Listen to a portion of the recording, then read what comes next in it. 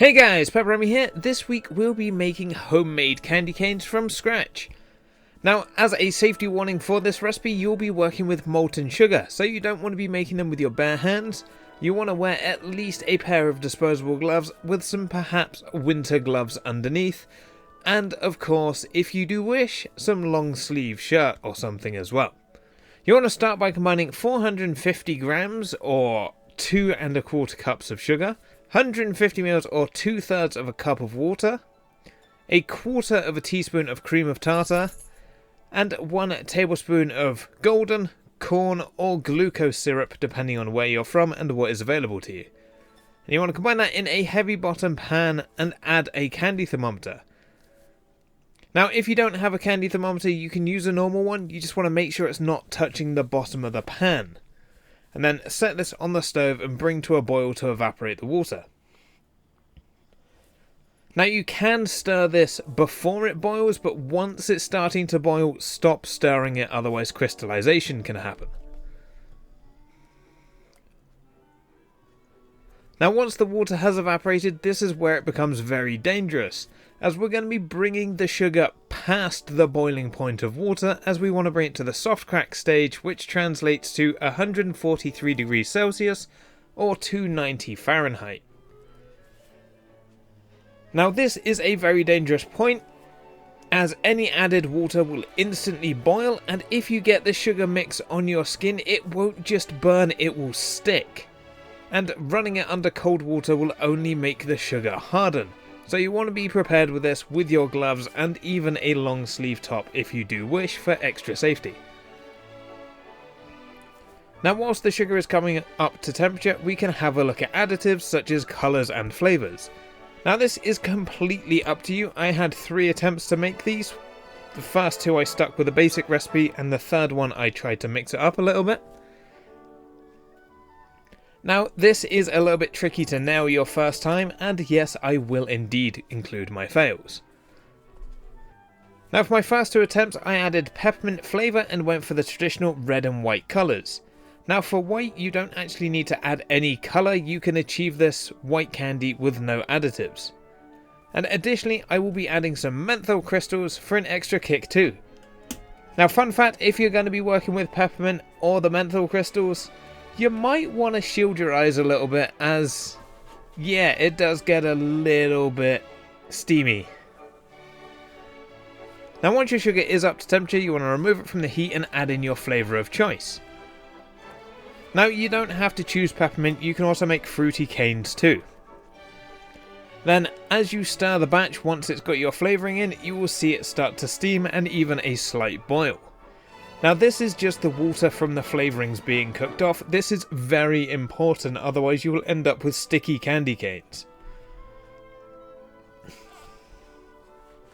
Then you want to pour your candy syrup into a prepared surface or container. Now you want to use either a silicone mat or a nice heat resistant work surface like a marble countertop if you have one. Now this was my mistake, I poured it into a silicone cake pan because I thought great, it's going to be contained, but you will see the problem soon. Now I've added colour to one side and given it a good mix to try and drive off any of the remaining water, but this is actually a glucose based colouring, so it doesn't actually have too much water in it. Now the problem that I mentioned earlier was that I used a silicone cake pan. Now silicone is great for holding heat and insulating, so it took ages for the candy that was touching the edges and the bottom to come to temperature, but the parts that weren't in contact with the silicone cooled much faster, leading to a sticky mess that I actually had a really hard time removing from the pan. At this point I just gave in and mixed the white and the red together, as this was my first batch. It was all about learning, and now as some parts had cooled into the mix much faster, they have become hard. Now if you catch this early, you can pop the candy into the oven just to get everything up to the same temperature, or just mix the cool and the hot together. This will even out the temperature. Now sadly I completely missed this time window and ended up with some sugar lumps in my canes, which just gave it a lumpy texture. They were perfectly fine to eat, there were just some crystals in the canes. So I just rolled it out into a sausage, divided it into around 15 or 20 centimeter ropes, shaped into canes, and this was the end of attempt number 1. Or was it? Now what I said earlier about boiling off the water from the syrup, if you don't do this you will get sticky sugar canes, as water and sugar get sticky.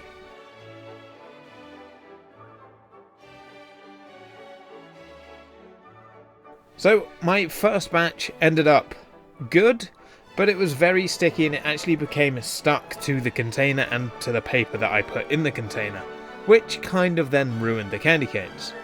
Because I don't know if you've tried to get stuck paper off of sticky candy canes, but the best way to do it is washing it, and what's water and sugar gonna do? Become sticky. So that was kind of an aborted batch.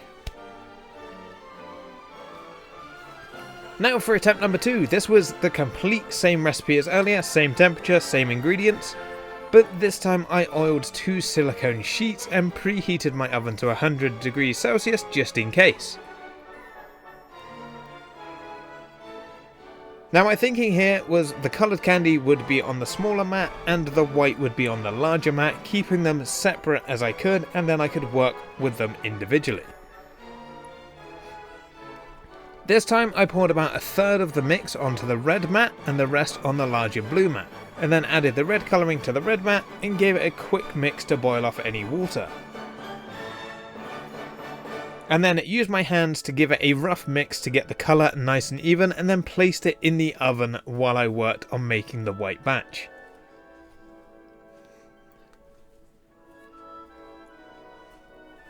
Now to make the white batch, you just simply want to pull the plain syrup to trap air bubbles in. Now just like a crashing wave, this will reflect the light, as the ocean is not white, and the tip of the waves are white because it is just full of air bubbles that are reflecting the light. So if you pull this enough, you will eventually end up with a white candy. Now you can do this with your coloured candy as well, it will just make it a lighter colour, so if you're using red it could end up slightly pink. Now if you look carefully you can see that this time I'm actually wearing my winter gloves under my disposable ones. And yes, I know I did have a little bit of red food colouring left over on my gloves, so I ended up with a very light pink instead of a white mix. Now to shape the candy cane, I rolled the white into a long thick sausage and then divided the red candy in half and rolled it into 2 long thin strips to run either side of the white. Now if they don't stick well, you can use a little bit of water and just run it along the side, or you can pop them in the oven to soften up a little bit. Then you want to use some good kitchen scissors to cut off a workable portion and roll it into a smooth sausage. Now this is going to be pushing the red into the white to give you a smooth exterior. Then roll into a thickness of your liking and cut into 15 to 20 centimeter sticks, or longer if you prefer. If the candy is not already twisted, you can add a couple of twists to it just by, twisting it. And then bend the top over to form the crook. And then let cool. Now these will cool quite fast, especially if you just put them on your worktop. But if it is still quite warm, they might shrink down a little bit and you might get a flat edge on some of your candy canes. Now if your candy does start to cool before you manage to get the shape, they will start to crack as you are forming the shape, but just try and keep your sugar as warm as possible without getting it to a soft melted state.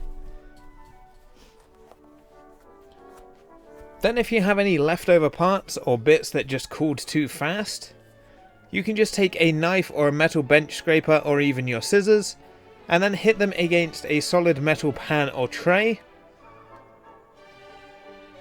And then you can crack them into smaller parts, and these make great mouth-sized pieces for tasters for the family whilst the rest of the canes cool.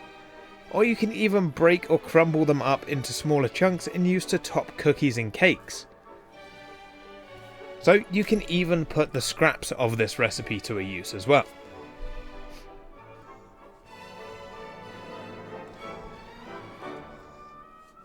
And now for my third attempt.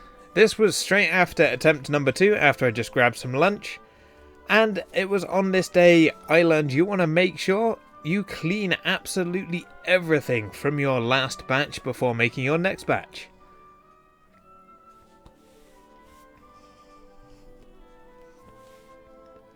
Now this time I wanted to make black licorice canes, so I started with the same recipe, got to the temperature, poured it out on the mat, added some licorice, added some black food colouring, but this time I think there was a little bit of excess sugar from the last batch, either on the scraper or on the silicone mat, and sadly that took hold in my black syrup. Now as you can see while I'm scraping it here, there's already some hardening parts. Now when I poured this out, it was at 140 degrees. Now there is no way 140 degree sugar should have set in under 2 minutes like this. So I placed it in the oven to try and salvage it, and then when I took it out the oven, it was just a solid mass. So okay, I can save this. I still have the white candy, so I worked it, pulled it just like normal. As you can see, it's still soft and pliable, and I managed to get a nice white colour to it. So I can just make some white canes that taste like licorice. That is completely fine. So I started to roll it out, and then suddenly, boom, it just seized up on me whilst I was rolling it. It became soft and brittle, and basically the texture of a sugar mouse. If anyone from the UK, I don't know if they have them in America, they should know what I'm talking about.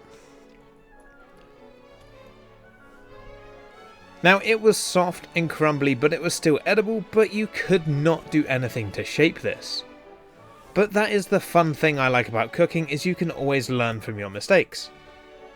Now to be fair, the price of the raw ingredients per batch only costs about £1 or $1.50. So it wasn't like burning Christmas dinner or something tragic like that. It was something cheap, something I could learn from, and something nice and simple. But hey, we got one good batch of candy canes. I got some good knowledge from this along the way. In the new year, I want to look into making some more candy as well, as this is a great learning experience, a good project, and there is so much to learn about it. It looks simple, but there is so much science and individual things about working with sugar that is just fascinating to me. Now, as always, if you did like what you saw, let me know down below in the comments. If you're new here, feel free to subscribe for free weekly cooking content. We still have a couple of Christmas episodes coming, including a bonus one hopefully for next Wednesday, and I will see you all again next week. Thanks for watching.